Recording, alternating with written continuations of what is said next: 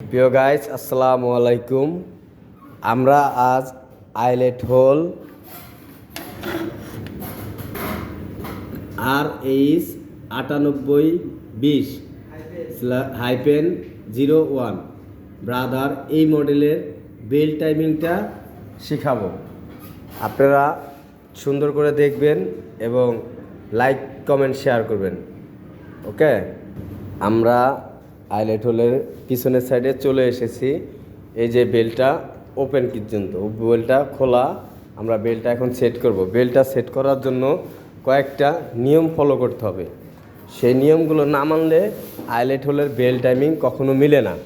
প্রিয় গাইডস, এর জন্য 4টা স্টেপ আছে। 4টা স্টেপ আপনারা ফলো করবেন। নাম্বার 1, এই যে পুলি, মেশিনের হ্যান্ড পুলির সাথে এই যে সাইডে একটা মার্ক আছে, এই মার্কটা 100% মিলতে হবে। নাম্বার 1। নাম্বার 2, মেশিনের নিডেল বার পজিশন হোম পজিশনে সম্পূর্ণ আপে থাকবে। এই যে আপে থাকবে।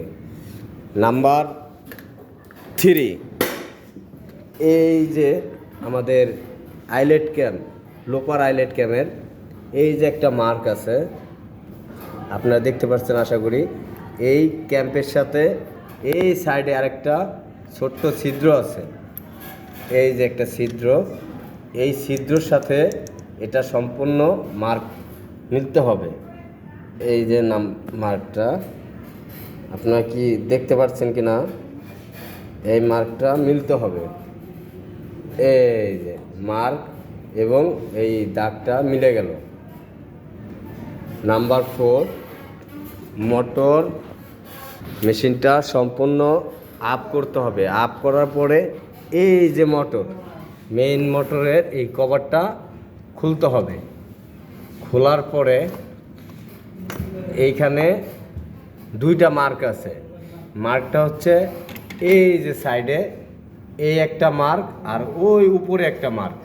আপনি এরকম ঘুরাইলে এটা বুঝতে পারবেন।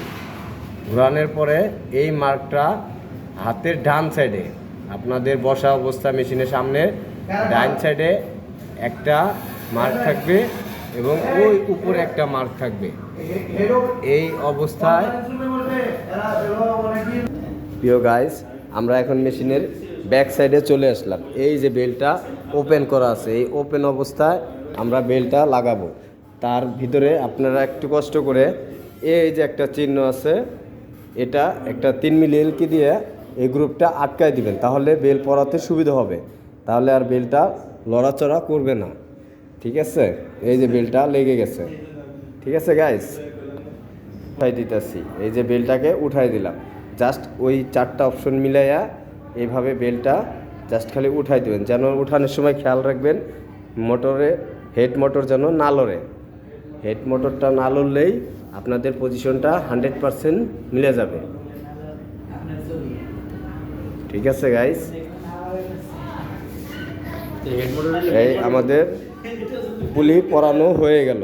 পুলি পরানো হয়ে যাওয়ার পরে এই যে এখন আমরা পুলিটাকে টাইট দিয়ে দিতেছি। টাইট দিলেই মেশিনটা ওকে গাইস। আপনারা সবাই ভিডিওটি যদি ভালো লাগে লাইক কমেন্ট শেয়ার করবেন এবং আমাদের পরবর্তী ভিডিও বানানোর জন্য উৎসাহিত করবেন।